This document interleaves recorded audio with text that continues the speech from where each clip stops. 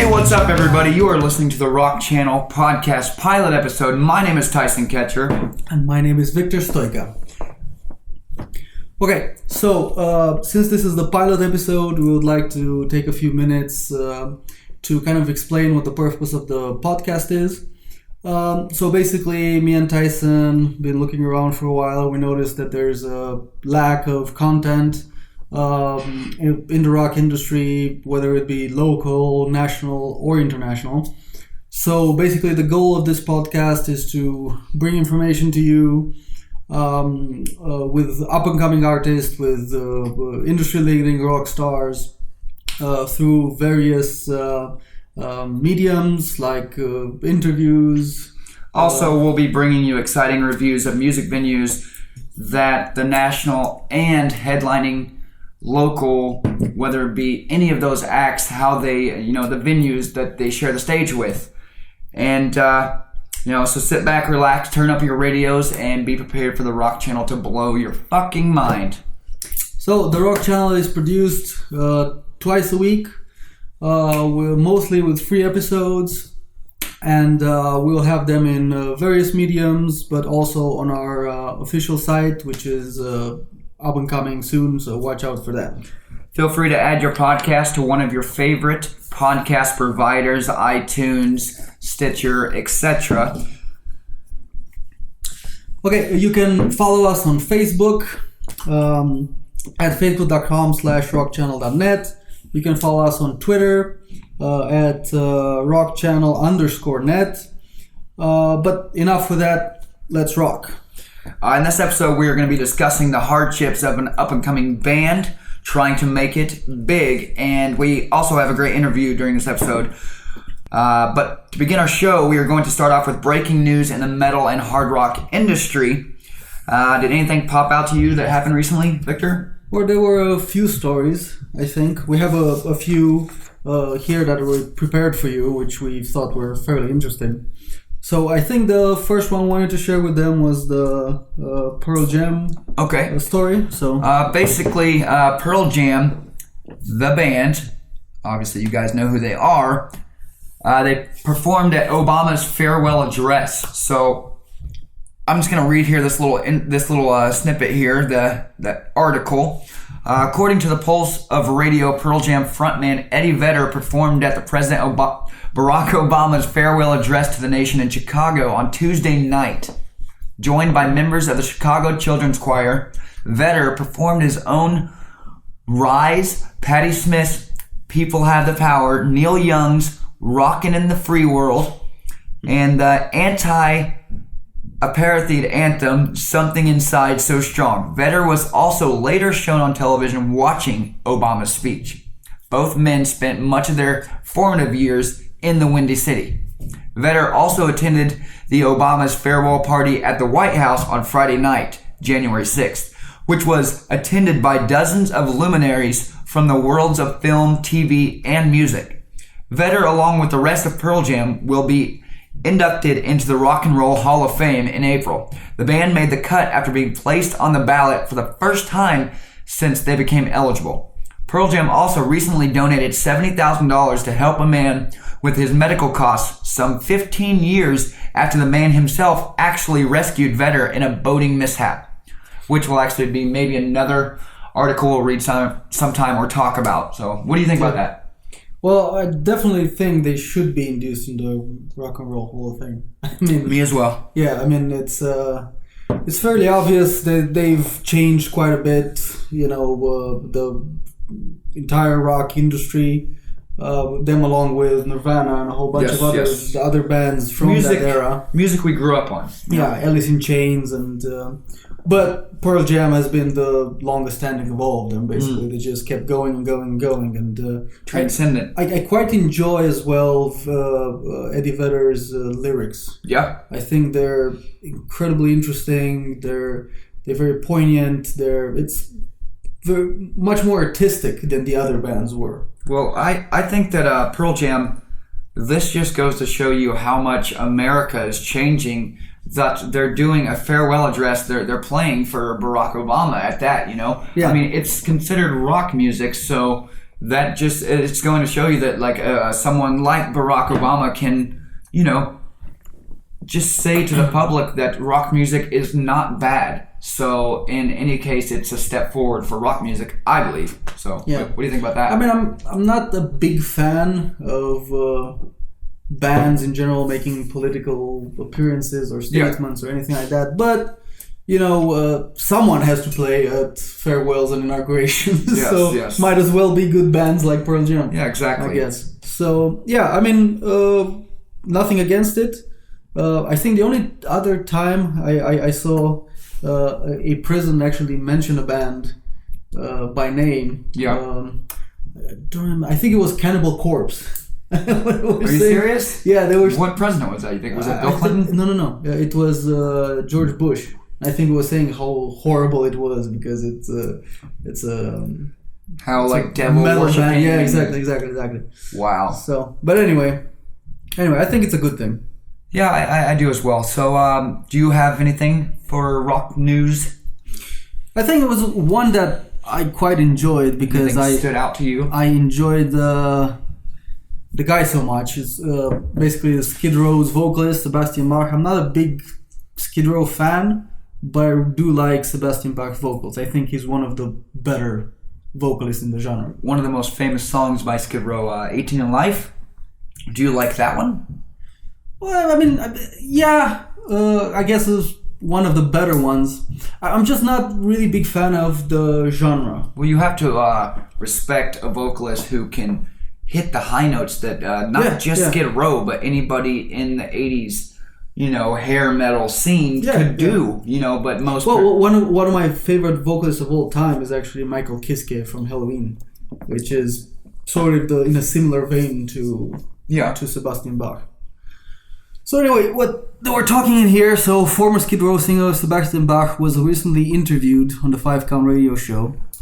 And he was basically speaking about the lack of great frontmen in today's rock music scene compared to how it was back in the day. Yeah. So this is what Bach actually said. So I think a lot that has to do with musician nowadays recordings is so much computer technology that's also almost impossible to feel their real soul. Now, what do you mean like that? The computer technology? Do you mean like auto-tune, stuff like that? Yeah, so he says, look, he goes on to say, that's really the sound that was coming out of my mouth, basically in the 18 and Life, I Remember You, Monkey Business, and all of the Skid Row songs. Mm-hmm. It's not Pro Tools or computers or anything like that. So basically he's saying that now all the singers sound so perfect. Mm-hmm. And it's all done through auto-tune, it's all done through technology. It's not the actual singer speaking to the listener. So what Bach is actually exclaiming is that when he did 18 in Life, it was literally... his voice. Press record. Yeah. And his voice. Yeah. And if you mess up, you record again. So that is actually very, very respectful because just like we were speaking about, the range of those 80s vocalists... Yeah. To hit the notes they could do, so they do that without auto-tune. Yeah, it was natural. And I mean, now I think if I want to become a vocalist, I possibly could just as long as you can hold a tune. Exactly. So, and I that's think amazing. I think that is not only the case when it comes to vocalists. I think that is the case with drummers as well. I mean in the studio a few times as well, and I take pride in actually recording parts. You don't record the whole song at once, but at least when you record a part, you record it once, twice, 3 times, 4 times until that part is perfect. You don't just go, I recorded it once and then let's cut it in a billion pieces. Let's see what I can do with this. Let's see if I can master this.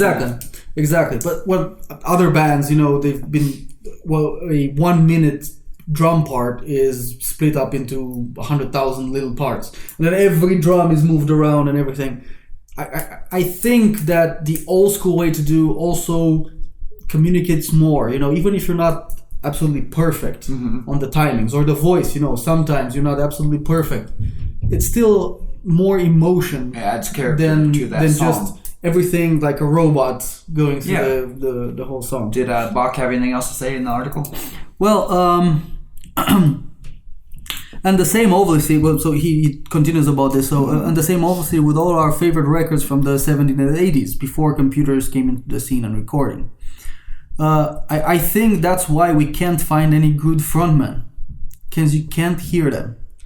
And this is, I mean, also the other issue that I think I have with vocals is that sometimes it's overproduced. Mm-hmm. It's over. You put so many effects on it. Well, I agree that the auto-tune stuff has gotten out of hand and stuff. But what I'm not agreeing with Mr. Sebastian Bach is that, yeah, we were just talking about the imperfections and stuff that the Beatles, that has.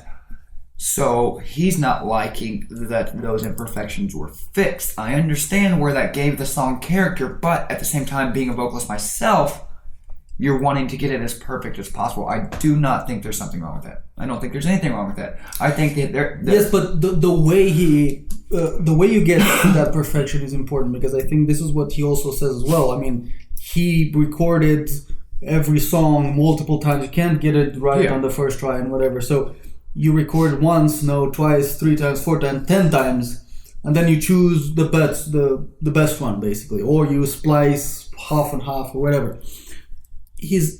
What he doesn't agree with is you completely changing that person's voice. So the vocalist did not hit the note, but you make him hit the note using technology. That's what I understand, and that's what I agree with this. I agree that autotune shouldn't be done as much, but and I understand that from his angle. But what I don't like is that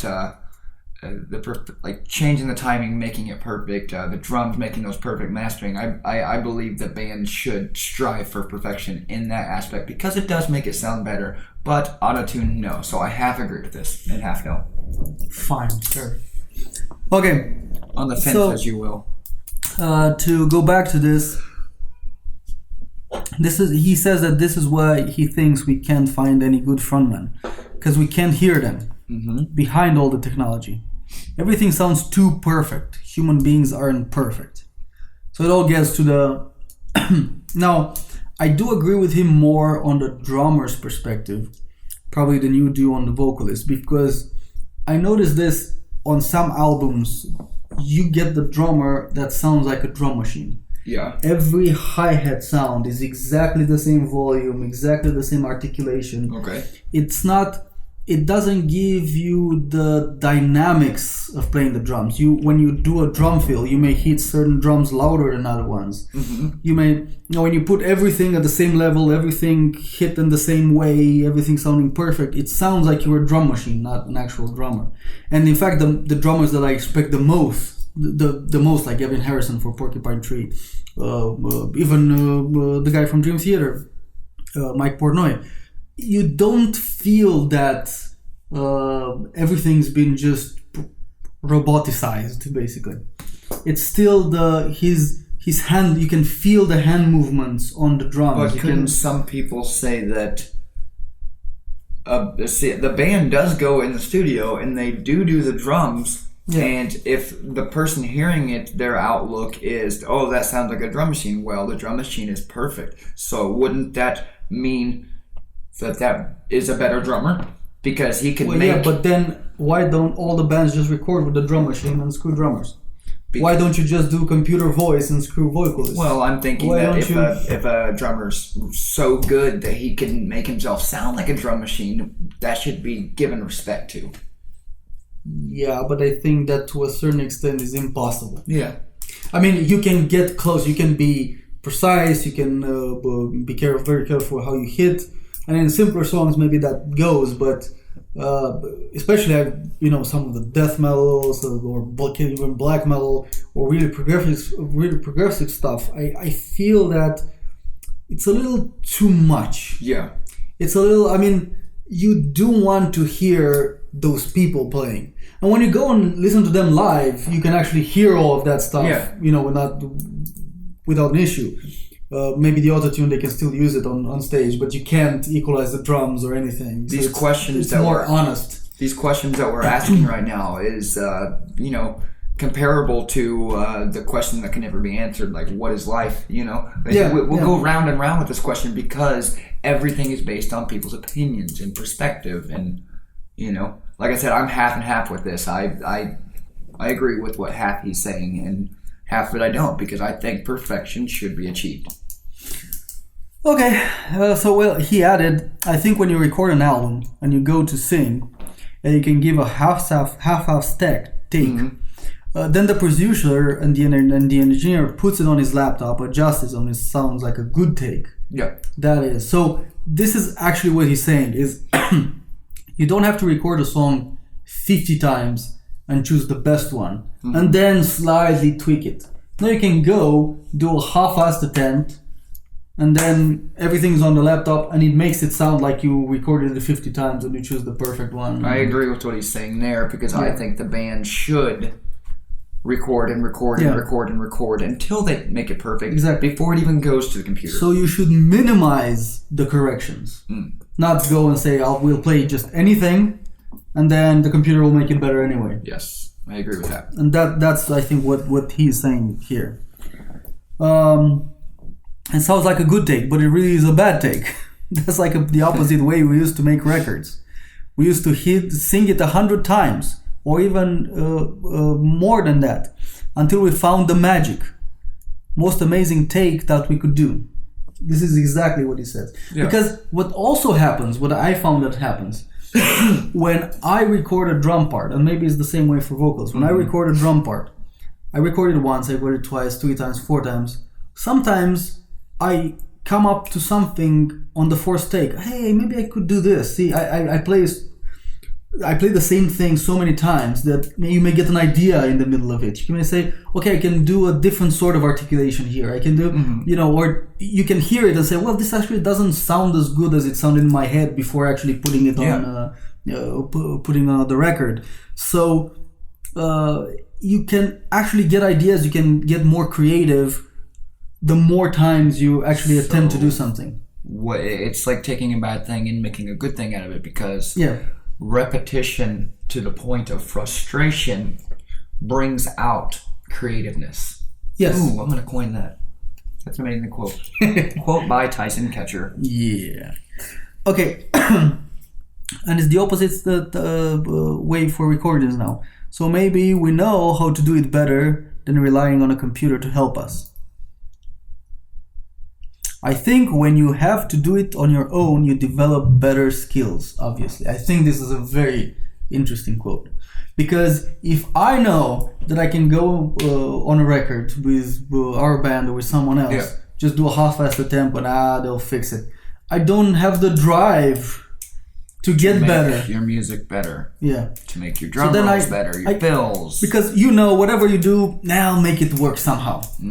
But you should say no. They can make it work somehow. I need to get as close to perfect as possible, and then they'll tweak a little bit. I understand that, because being a vocalist, and when I first started singing, I was absolutely terrible. And the only person that was going to make myself better was myself. So, there was no studio to record in. There was no auto-tune, there was no this and that, because you have to build yourself as a vocalist to where you can even get people to listen to yourself to get yourself better. So I've had to put so much pressure on myself to make my vocals better, and even at this point they're not the best in the world, but you'll never be the best in the world. Some people seem to like them, so I'll take that any day. No vocalist, no drummer, no one in the world is, they may be satisfied with their level, but no one should be. No one is perfect. Exactly. And I think that's what fame does to people too. It makes them content with how they are, so they're not going to get better. And that's not good. Yeah. No bueno. So anyway, this was the thing from Sebastian Bach. Awesome. I said I agree with him quite a bit. I'm half and half. 50%. 50-50. I'll take that 50%. Okay. Moving on. I found this article especially tantalizing because I'm a little partial to the band itself. Asking Alexandria, if any of our listeners have actually heard of Asking Alexandria, they are there are a lot of different genres. They're most considerably labeled as a UK metalcore band or post-grunge metalcore, etc. Danny Worsnop is the lead singer of Asking Alexandria. They had a falling out a few years back, 4 years, something like that. And Danny Worsnop was tired of the road and of touring and booze and ladies. I'm not sure exactly, but he straight up left Asking Alexandria to pursue a different creative outlet, which was his solo project. He actually joined another band called Asking Harlot as well, which is more party rock instead of metalcore, so less screaming. But the point of this article is that Asking Alexandria's Danny Worsnop releases Anyone But Me solo song, which is on his solo record, which is so crazy from what he has done with Asking Alexandria to the point that it is a country album. Believe it or not, Asking Alexandria is straight up in your face, aggression, metal, screaming to the max. So to release a country album is very, very different and diverse, I think, which I agree. What do you think? Well, I have to listen to it. I don't like country music that much. Yeah. But I'd be very interested to actually listen to it and see what they come up with. Now, I like Asking Alexandria quite a bit. I think they're quite good at what they do, and I'm pretty sure he wouldn't release some half-assed album. So I'm quite interested to listen to it. Do you know when it comes up? I think it'll say here in the article, but Danny Worsnop, the newly returned frontman for UK metalcore pioneers Asking Alexandria, and by the way, touching on what I just said, that he left the band, they hired a Czechoslovakian lead singer. His name is Dennis Strauss. I'm not sure of the last name. Dennis is his first name. And they toured for like 4 years. And then here just recently, Dennis, they had a falling out again with this lead singer. And he just straight up didn't come back. He went off to Czechoslovakia to visit home and never came back to record music videos and whatnot to tour. And so they got in touch with Danny Worsnop just by a whim, and they started talking and rehashing, nostalgia, and started talking again. And now Danny Worsnop is back as the lead singer of Asking Alexandria, as it should be, I do believe. Anyway, back to the article. The newly returned frontman for UK metalcore pioneers Asking Alexandria will release his debut solo album, The Long Road Home, which even sounds country, on February 17th via the UK-based independent label Earache Records. The effort makes a slight musical departure from his previous work with Asking Alexandria, now forging a deeper and often darker path through the British-born Nashville-based musician's mind and displaying a truly stunning singing voice only hinted in his previous work. That's saying that his singing voice was only shown in maybe choruses of Asking Alexandria because everything else is screaming. The track Anyone But Me, taken from The Long Road Home, can be streamed below. So you guys can actually listen to that as you're listening to this podcast. Says Worsnop, the song is a very introspective look at my past failed relationships, where I ask myself if it was something I was capable of trying again. It is definitely one of those songs that makes you look at yourself very closely in hopes of answers and growth. And it definitely did its job. So basically, longtime fans will see a much more personal and reflective side of Danny's, with brutality, honest lyrical themes ranging from the loss and heartache to Danny's past and often public struggles with drugs and alcohol, backed by authentic blues-soaked outlaw country. The album is also interspersed with a few more upbeat tracks showing that Danny's ability to craft catchy melodies, which will have listeners singing along in no time, is still very much alive and well. So basically what they're saying is this article is advertising his solo album, which is country / outlaw country. So there's a little twang of rock in there, but I am highly interested in what this album is going to bring. I've heard one from the record. I think it's called I'm Going to Mexico. And it's like, I'm going to Mexico. It's really, really neat. So I think we can play it out too. Yeah, I think it's going to be a great album. Basically, just to end and wrap up this news article, Worsnop comments, It has been an emotional roller coaster creating these songs, but at the end result has left me humbled, proud, and more excited about a project than I ever have been in my life. Writing as deep and personal as I have on this record brought up a lot inside me from my years, allowing me to grow and move on from demons I didn't even acknowledge having. Denial. I've done everything in my power to keep this album honest and pure, and that actually touches on what Sebastian Bach was saying. Just bringing it from your heart. And it gives me chills every time I hear it. I'm beyond proud of what I've made and cannot wait to share it with the world. These songs are a reflection of my soul, and I hope you all enjoy them. See you on the other side, he says. And basically that's touching up on the Ask Me Alexandria article. Do you have anything else that has popped out in the music industry, Victor? There's something about Slayer, I believe, that I have here. Slayer! Legendary heavy metal band Slayer. Rock and roll. Well, I don't consider them that much heavy metal. Yeah, that was that time's heavy metal. Yeah. So again, this is one of the bands that are not among one of my favorites, but are amongst one of my most respected. And they have paved the way for music at exactly. that Because time. Because of them, so much was opened up in the music industry. Absolutely. So this was a band that I used to listen to quite a bit when I was younger. Okay. Because you're rebellious. Yeah. Since this has sort of faded away, I mean, I keep up with what they're doing and listening to their albums. I'm not the biggest fan, but again, you can't argue with Slayer. Yes. So, here is a really interesting thing that... This actually caught me by surprise as well, because I actually like what we're going to talk about. Yeah. So, the legendary heavy metal band Slayer has teamed up with Metalocalypse writer John Schnepp. Which Metalocalypse is That's the TV show. Cartoon Network? Yeah, cartoon show, which I enjoyed immensely. Very good show. Especially because it featured one of my favorite drummers in the world. Who's that? I have a lapsus now. The guy that played with Death. Actual Death? With band Death. With the Sith Death? Yeah. Touch you, you're dead. Yeah, whatever. Okay, anyway, it will come to me to... Gene Hoglan, there it is. Yes, okay. So they team up with the writer of Megalopolis and the Twilight Zone artist, Guyu Villanova. There you go. Okay, and the three issued the Dark Horse comic series Slayer Repentless.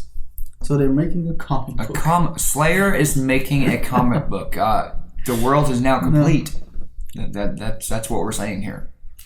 Yes. And the covers are going to make by an award-winning British comic artist called Glenn Fabry. Okay, this is a very interesting thing. Yeah. And I really want to see what they come up with. So apparently Slayer Repentless #1 of 3 is available for pre-order on the Dark Horse website.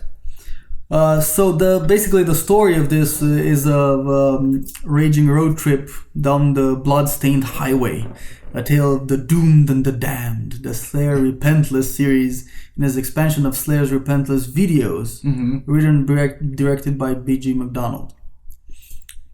That sounds interesting. That does. That sounds like it's going to be very vulgar, in your face, as Slayer's music is.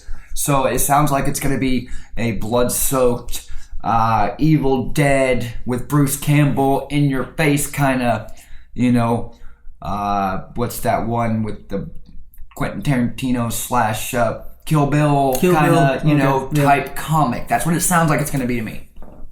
So what they say is that this is going to be using the band's music and lyrics from the 3 decades of albums. Ooh. Wait, how? On a comic? I do not know. Okay. Yes, I mean, maybe we'll find out. I guess so.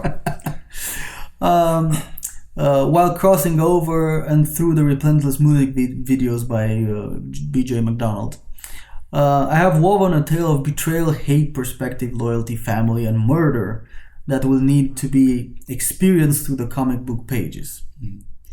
Yeah, I'm not. Maybe they're taking some of the lyrics and putting them in the into story form. So as in their songs meant something to them, whether it be breaking up with a woman, whether it be life on the road, and they're making it an actual story, like as if a band would make a novel. Slayer's making a comic book.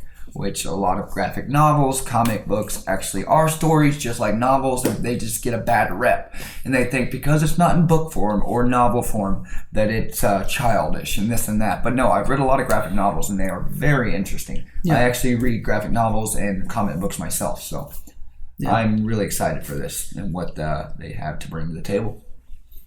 That's going to be very interesting. So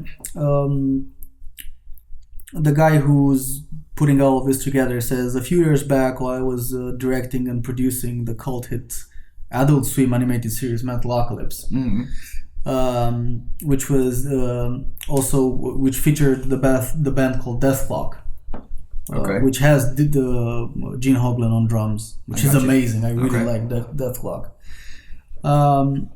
He teamed up with Brendan Small to make this Death Clock comics published by Dark Horse. So that's basically when they started meeting a whole bunch of these people and working together to put something else. So it was like Slayer or the lead singer was just like, "Hey, let's make a comic." How do you think that's how it went, or? I don't think we'll know exactly how it went, but we can all think in our heads, you know. It could be, yeah. Hey, let's make. Or they may have just been approached by these guys already. Maybe one of them. They would have a plan to make a comic. With you. Or maybe one of them is a lifelong comic reader, and it's always been his dream, and so they're making it come to fruition. So maybe. He also says that he remembered one of the gory stories. The idea that he wanted to do for Cannibal Corpse. So apparently they wanted to do something similar for Cannibal Corpse, but that never came to fruition. So he was contacted to see if he wants to write something dark for the Slayer comic, with none of the humor that I added into the Death Clock comic. So it's probably not, what they're saying is that it's not going to be a humorous. It's going to be just vulgar. It's going to dark. Be serious. Yeah. Okay. So it's going to be all brutal blood and gory violence. Awesome. I think I'm going to like it. And I honestly, the comics I read and the graphic novels don't have humor in it. I mean, I read a lot of DC. I read a lot of Superman comics, Batman comics, and I personally look for on the back parental advisory because I want it to be vulgar, I want it to be in your face, and I want it to be serious. Yeah, that's the whole point, especially that's what Slayer brought to the table. Yep. And I think this should continue that. And it's exactly what Shep's saying. Schneps is saying that Slayer are the godfathers of thrash metal, and staying true to that in the comic world is very important to me. So he wants to convey exactly that type of attitude and the story behind the songs into the comic book world. So essentially you're going to get immersed into their world of writing. It's just going to be visually, it's going to be graphically, and it's going to be in your face. I'm highly excited for this. I think I might get on there to Dark Horse website and pre-order it, actually. Yeah. Well, the interesting thing is that Kerry King admits that he has never been much of a comic book fan. Mm-hmm. So apparently they're not big fans of comic books, but I'm sure that they had quite a bit of input into the design of this. So it's going to be awesome. Yeah, absolutely. All right. Well, that actually wraps up our music industry news segment. Okay, guys, so now for our next segment, we are going to play the recording of our interview with Watching the Fall. Now, these guys are from Kansas City, Missouri. They're an up-and-coming force to be reckoned with, we feel. Absolutely. We saw their live performance, so we're quite pleased with what we saw. Yep. They are a melodic metal band by sound, and I think I personally feel like they're a freshman version of Deftones. Yeah, and not saying that we're comparing them to Deftones by all means, because Deftones is a huge band and they have their own sound. But I felt the vibe that they were trying to maybe go for Deftones sound, or maybe just inspired by. So, anyway, I hope you enjoyed the interview, and here it is. Hey, how's it going? This is the Rock Channel. My name is Tyson. I'm Victor. And we are with Ryan from the band Watching the Fall. Hell yeah. We are here at the venue All-Star Rock Club, and we are going to be doing our very first interview for the Rock Channel. And so you have the opportunity of being the very first interview. How's that feel? It's a pleasure. Hell yeah, dude. An honor. All right, first and foremost, what is the meaning behind the band name? You know, there really isn't much of a meaning. To go ahead and clarify, I am one of the last members of the band. The band is about 5 years old. It was originally formed by the guitarist and the drummer. And they wrote much of the music before I came in. From what I know, Watching the Fall came from just the WTF acronym, and they just used that, and they were able to compose that from there, and that's where Watching the Fall came from. That's all I know. No, very there really interesting. isn't much of a significance to it, but yeah. That's very interesting. That's crazy, man. So, does the name mean anything to you personally? To me personally, as far as the way Are you the founder? I am definitely not the founder. Okay. Yeah, no, I'm the third member to come along and the permanent singer to come into the band. Awesome. Like I said, the band's about 5 years old Okay. as far as the project itself, and I've been in the band about 3 years now. All right, we're gonna go off script here a little bit. I want to know a little bit about the singing background. Okay. What would you consider your singing capabilities? Like, what would you consider yourself to band-wise, etc.? I would say that I'm probably screamo style. That's awesome. I started doing contemporary stuff in high school, musicals. Okay, so you have the clean vocals as well. Yeah, I do cleans and screams, tenor level. And This is my man Ryan Buxter, and he is the shit. Hell yeah. No, that's awesome. That's actually more towards what I like, is screaming plus clean vocals as well. So moving on, what are your top 5 bands of all time? Top 5 bands of all time. Man, we could be here all night for that. And don't say Metallica. Yeah, no, that's definitely not Metallica. I mean, if I wanted to try to make it easier and say bands that are drivers for what we do. Like in your, like right now, like what are you listening to now? Top 5 bands you grew up with, maybe like the first one, and then moving on. You know, like right now, Sick Puppies, they're not the oldest band, but, you know. But they've been around. They've been around. I'm a 90s kid, so I'm a really big grunge and alternative guy. Oh, yeah? And I kind of started getting into metal when I got a little bit older. I see a little bit of Cobain in you, actually. You know, yeah. with the hair and... yeah, I kind of look a little bit funny right now. I mean, there's a lot. I'm not really a mainstream guy. I listen to the radio a lot. I kind of pushed away from that. The closer, the more I wanted to be an artist. So okay, on that point, we'll do top 3 then. Top 3. First one to come to your head. That would be it, actually. Let's see. Norma Jean's one of my favorite. My wife would love him. Bands. Let's see. Aren't they a very prominent Christian band, right? Norma Jean? Is that Norma Jean? No, not Norma Jean. No. Hold on. No, wait. That's Under Oath. That's Under Oath. Under Oath was kind of on that spectrum. But I love that band a lot too. I mean, I practice those guys a lot. Okay, we got Norma Jean. I mean, I've listened to a lot of Deftones. I'm definitely a big Deftones fan. My favorite song by them is Bored. I like Bored a lot. I saw them twice last year when they came through with Incubus. I got the high five. Hell yeah. And it was awesome. Yeah, they're like a fanboy moment right there. Yeah, definitely. I had a Doctor Who shirt on, and he shouted out to everybody at Starlight, was like, "Give it up for my man, the Doctor Who shirt." So he liked Doctor Who, and that was like another moment for you because you're like, dude. oh my god, he likes what I like. Yeah, I got a Doctor Who belt on, so I've never really got into that show. Is it really good? It is if it's your kind of thing. Well, I like Supernatural. The show Supernatural with Sam and Dean. Yeah, I think you could get into but that. it's like I like supernatural shit. You know, yeah, just for sure. Time travel's cool. Like I like the Legends of DC because they do a lot of time traveling and stuff.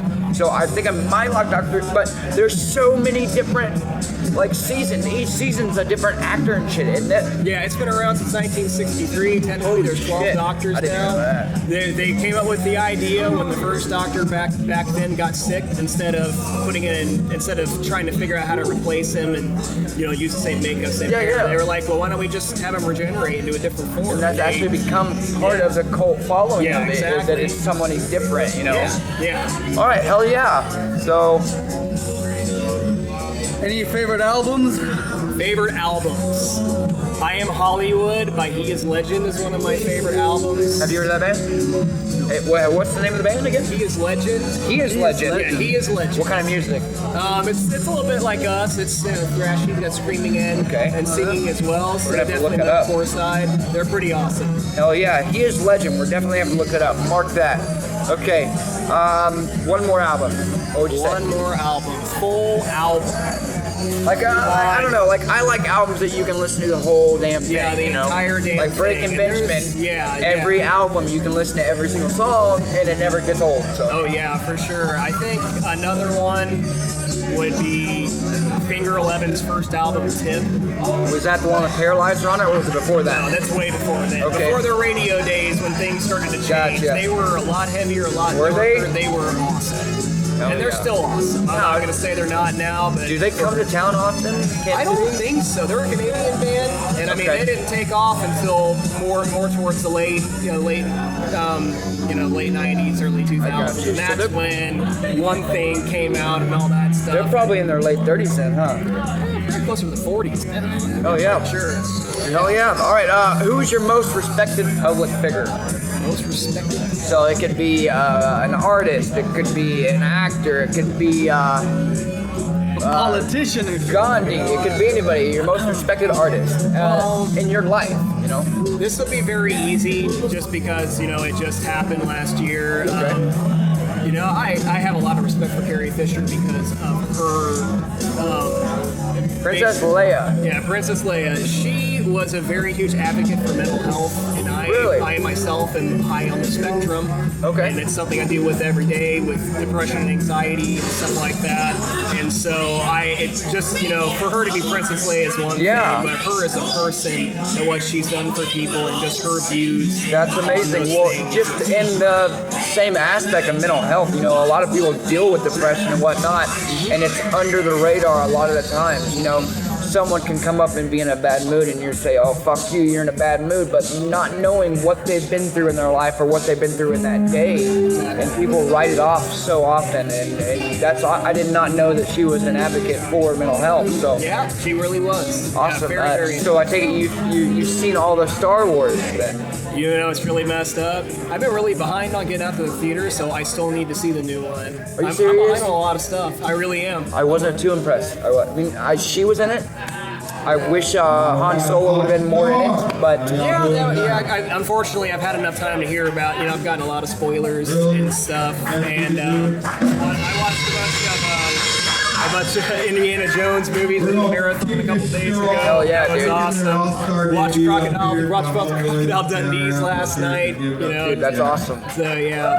Hell It's yeah. wild. Well, this is part one of the interview with Ryan from. Watching the Fall. Hell yeah. We'll be back. We were 5. There you go. So, except for Doctor Who, any other favorite television shows?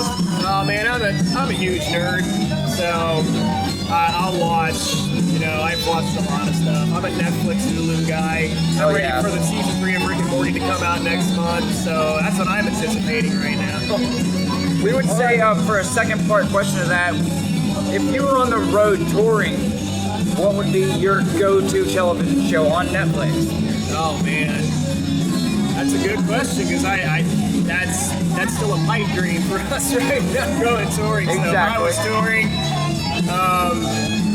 honestly, I got to jump on a new show. I've pretty much caught up with everything. So Oh, yeah. that's a hard one. That's a hard one to go. Literally have spent like an hour trying to find something to watch. I would say on Netflix, have you watched Shameless yet? No, I haven't, but it looks Fucking good. amazing. I wanted to check out that. Very vulgar, very in your face, surprisingly very good. They had a UK version and an American version. Oh, right on, right. American version is way better than the UK version. Well, it's usually the other way around. Yeah, I hear ya. Okay, what are your top 5 films of all time? Wow, top 5 films. Man. And if you can't think of them, top 3. Yeah, I'll try to see if I can give you top 3. Because I really am not a favorite guy. Okay, mine was really hard. Like mine's The Lost Boys. That's my number 1. Lost Boys is darn good. Keep They for don't make Sutherland. vampires like that anymore. They don't. They don't make scary vampires anymore. No, they're not scary. They're all glittery. They're all glittery. Yeah, that died with the 80s. And hair like mine. Yeah. That's definitely an awesome movie. I like a lot of You were born stuff. in what? 80 what? 85. Actually, I'm shit, he's older than me. 32 in a couple weeks. Hell yeah, man. I was born in 87, so. Oh, right on. Yeah, that's a hard one. I'm bad at that stuff. When were you born? What year? 1980. Oldest one at the table. Okay, we're gonna do it this way then. We'll reformat the question. Okay. Favorite film of all time right now pops in your head. It's gotta be the first one that pops in your head. I don't give a shit if it's Flashdance. Scott First one it Pilgrim was. versus the World. Okay. Michael Cera, correct? Is that correct? All video game themed, you know. I did not know that. Yeah, I didn't know that. You? Yeah, the whole story is pretty crazy. I mean, they kind of use the old video game genre to set as a video game. So he falls in love with this girl and fights her 7 evil exes, and it's all set up kind of like, you know, That's badass. Yeah, That's it's kind badass. of like almost like a Street Fighter kind of a thing. It's pretty awesome. Every time he defeats them, they turn into coins. I'm actually gonna go watch him. Yeah, it's awesome. That's badass. Kid, it's my mother. You want to be in this, Mom? This is the mother of Watching the Fall on our interview. I'm sorry, I couldn't resist. No, it's fine, man. It's fine. My You mom. can't embarrass me with my mom. She comes to all my shows. You are keeping me in the door. I told you. That's awesome. So related to this, we have to ask this question of everyone. Yeah. Star Trek or Star Wars? Probably more Star Wars. I didn't really watch a lot of Star Trek when I was a kid, so it's not a contest. It's not a contest. I just was. I like Star It Wars is. better. He likes Star Trek better. Yeah, it was so. just more exposure to Star Wars. We are co-hosts divided. Okay, what is your favorite food? What would be your best meal to prepare on the road while traveling? I do a lot of fast food, so I'd probably be stopping at places. I'd probably be eating a lot of Taco Bell. Yeah, I love Taco Bell. Thank Yeah. you. But I love everything. I love food. Dude, I hear you. Yeah, Mine is food in capital letters. mine would be ham and beans with cornbread. I grew up on a farm, man. I grew up on With a farm. jalapenos in it? Dude, Fire. with the ham hock still in the crock pot. Yeah, for sure. Cheers. Salud. So what are your favorite hobbies? Well, Aside from music. apart from making music, I play a little D&D with my friends. Actually, I play with my drummer a little Dungeons bit and too. Dragons. Yeah, a little bit. Still more Pathfinder. So for all the nerds out there, We like Diablo. We like Diablo. I play Diablo. I've been playing a lot of Warframe on PS4. Okay, I've heard about that. Warframe's pretty awesome. I do a lot of PC gaming and I stream on Twitch. Very awesome. I've been playing a lot of Fallout 4, Yeah. Counter-Strike. Yeah, Counter-Strike. I just, you play Fallout 4 for a while and then you kind of have to back off because you get into Right when I added mods in, it became not fun anymore. Really? Because it wasn't challenging. Oh, no way. I had all the guns. I was in God mode. Like, it just wasn't. I lost the challenge, the hardness to beat it, you know? Oh yeah, the character that I made looks exactly like the bass player for Incubus, Ben Kenny. He's a solo artist. Yeah. When outside of the band, and he does all of his own music, drums and everything, and he's phenomenal. And my roommate and I jumped in our car and drove to St. Louis, and it was so low key. And he was just Hell chilling. yeah. I got to hang out with him, and he's a really awesome guy. And this is in fact his T-shirt. Did he sing? Did he sing? Oh yeah, he's a singer guitarist. Does he sound good? Oh, I mean, for singing? Yeah. Oh yeah, his voice is fantastic. Does he do backup vocals in Incubus? Yeah. Oh yeah. Okay. Oh yeah, he's a wonderful guy, and just so everybody everybody knows, it's not an anti-Dirk Lance thing. He loves Dirk Lance just as much, and you know, a lot of fans are, you know, a lot crazy about that. You know, Dirk Lance left, and he's the last person to ever talk any smack on Dirk Lance. Awesome. So he's just as big of a fan and just as happy to fill his shoes. Yeah, that's awesome when you meet your idols and they're not dickheads, you know? Exactly. That's a big thing for me. I've met one of my idols and he was a fucking asshole. No shit. Oh, yeah, it was not a good thing. I don't know, should I say it? The lead singer of Hurt. Have you ever heard of the band Hurt? Hurt. Yeah. And she walked in the baby's room. You know, and he was a fucking dick. No way. I was opening up for him, dude, and I was in the bathroom, and I'm pissing next to him, right? And I hadn't met him yet, and he walked in, I'm like, I look over at him, I'm like, hey man, I'm opening up for you, I'm a huge fan, your singing, your vocals were an inspiration to me. And he's like, and we're at a small bar, I like this, and he's like, just goes to show you, if you're an asshole in the business, you'll wind up right back where you fucking started. And he walks out. I'm like, you're a fucking asshole. I'm playing this joint. I love this joint, you know, and you're gonna be a dick because you're back here and you're not huge and famous anymore. I love small shows. I love, you know, it's good story. You know, it's like, yeah, I haven't had an opportunity to play anything big, but I don't know, that's a big thing to me about character. I mean, you get a chance to get on stage and do something awesome for people. I tell you what, man, if we love you, if me and Victor love you, we're retiring son, and we have a manager, and right on. We'll get you on with a good show, and we have a big show coming up at the Voodoo Lounge. So. Oh, right on. So. We played with you guys at Davies a year or so. That wasn't me, and that wasn't him. No way. So yeah. New lineup. He is the new drummer from Romania. He's from Romania. He just moved here a couple years ago. All the way from Romania just to play with him. This guy right here, just a little backstory. Victor's been on the cover of Metal Magazine 2 times. Okay. He's endorsed. Oh, man. His drum set's endorsed. Okay. So, just a little boasting there. Yeah. I'm feeling myself straight just a little bit at a time. I've been in a band called Prophet Zero in Phoenix, Arizona, and we did touring in California and stuff. So I'm the new front man, he's the new drummer. So very cool. If you find anything on the internet about Tyrant Sun before this last couple shows, don't listen to it. Gotcha. Way better, man. Our drive is a lot better. Our chemistry is a lot better. Our sound is a lot better. But no more about us. You next. All right, books. Are you into books? And if yes, what genres? I don't read as much as I used to, but I'm definitely more of a sci-fi fantasy kind of a guy. There you go. Neil Gaiman. Finally, we were here on something. Yeah. Oh yeah. No. Neil Gaiman, Terry Pratchett. You know, those kind of books. You know, I like to get lost in those kind of things. I like graphic novels myself. Same here. I mean, Walking Dead. Graphic novels. Like, you know, kids' books? Graphic novels are not fucking kids' books.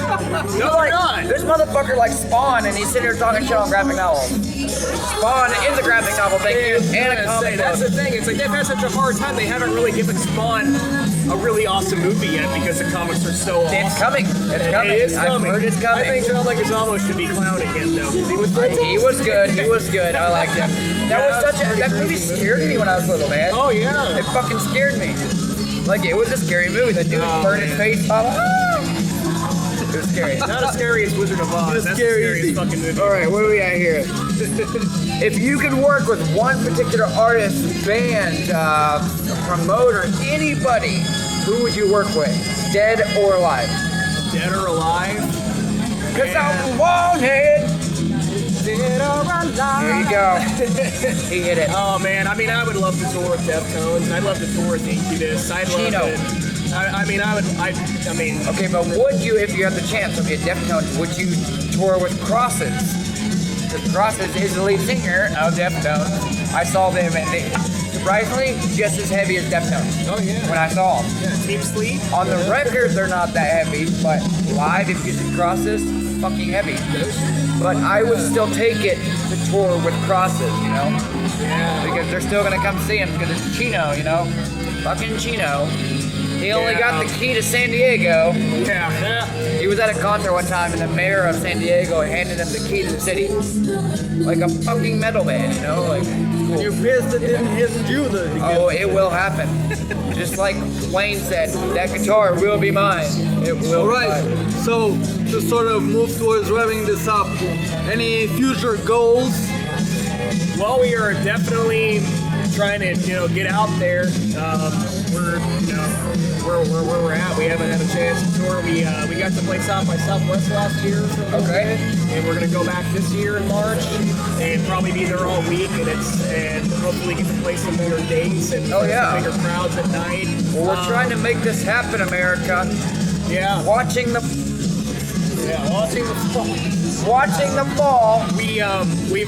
We've recorded a couple songs, and we're working on a third, so we're trying to get a new EPK done. Okay. And we're trying to get all of our ducks in a row. Specific studio you're going to, or Kimura Studios at Lee Summit is who we're working. what was the name of that again? Kimura Studios. Yeah, Kimura Studios.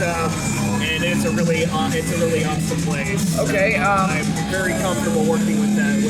Facebook. How do people in America get a hold of you? Watching the Fall. Look Okay. at Watching the Fall on Facebook. We have a Reverb Nation as well. Okay. Reverb Nation is what it is. Hell yeah. We're kicking around a website, but we've been, of course, getting our content together. I gotcha. Our online status is a little bit. Websites hard as shit, man. Yeah. You gotta upkeep and everything. We're learning that out right now. Yeah. Okay, this is how we close our interviews, and we're also gonna do this on our episodes. What is your craziest one-time story? Like this one time, but it has to be dealing with being on stage or at a concert that you were at as a fan, or that you heard from somebody. What's your craziest one-time story? I have to really think back on this one. When I was in Hybrid, it was. We used to be the cover band and Yeah. from 9 to 1 and do that Okay. thing. So, it'd be a party all night long. And there's. Hell yeah. Oh, take one more. Everybody throw up your rocks. Devil horns.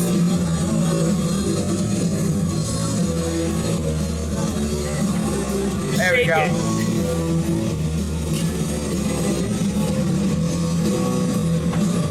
Boom. Yeah. All right. Anyway, Oh, one-time man. story. I mean, I've power slided on that floor over there before. Did it work? Yeah, it actually did work. It was surprising. Perfect. Yeah, Hell yeah. beautiful. Thank you. So you're gonna sorry, not to be a dick. Your craziest one-time story is power sliding across this stage. That's not the craziest. Come on, man. Like I said, I'm on the spectrum, and it's kind of hard for things to go a little did you- faster. Are you in a relationship? No. Okay, did you fuck some girl in the bathroom?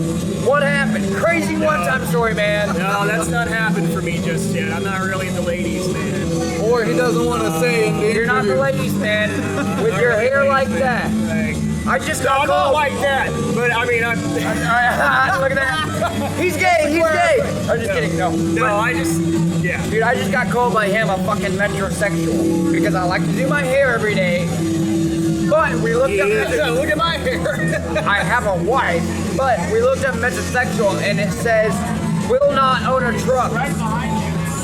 I would grow up on a fucking farm. I would have a truck or a Jeep over a fucking car any day. So I'm a cowboy metrosexual. Thank you. That's you. All right, crazy one-time story. Crazy one-time story. In Independence, there's a crazy ass holiday party. There was wrestling in one of them. that's I'll never forget. There was a guy wearing a Halloween costume that had big old balloons. Yeah. He's dressed like a woman, and they came up and gave him a hug, and I popped him. Oh shit. And I felt so bad. And he comes back Was out. he mad? No, he came back out 5 minutes later and had new boobs all blown up. So it was He taped fun. the shit. He taped it. Yeah, he knew exactly what he was Hell doing. yeah. He had a backup plan, but I felt so bad for popping them. This is Watching the Fall with the Rock Channel. Good night. Good night. Fuck yeah, man. Thanks, man.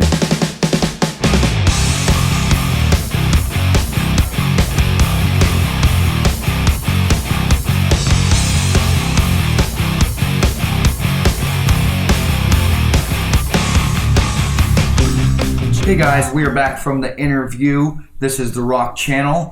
How'd you guys like it? What'd you think? That was Watching the Fall. The interview, I think, went really well. So we really hope you enjoyed that. In a few episodes, we will start a new section where we will review various things and report them to you.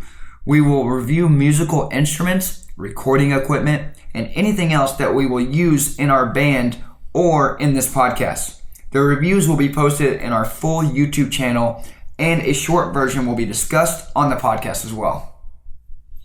Awesome. All right, now fitting off for the last section of the interview, we're starting a new section called Crazy One-Time Stories. So this is basically a section where we are asking the musicians to share with us a crazy story that happens to them on stage, off stage, or in any way related to music. But we also welcome all our listeners to share with us their crazy one-time stories as well.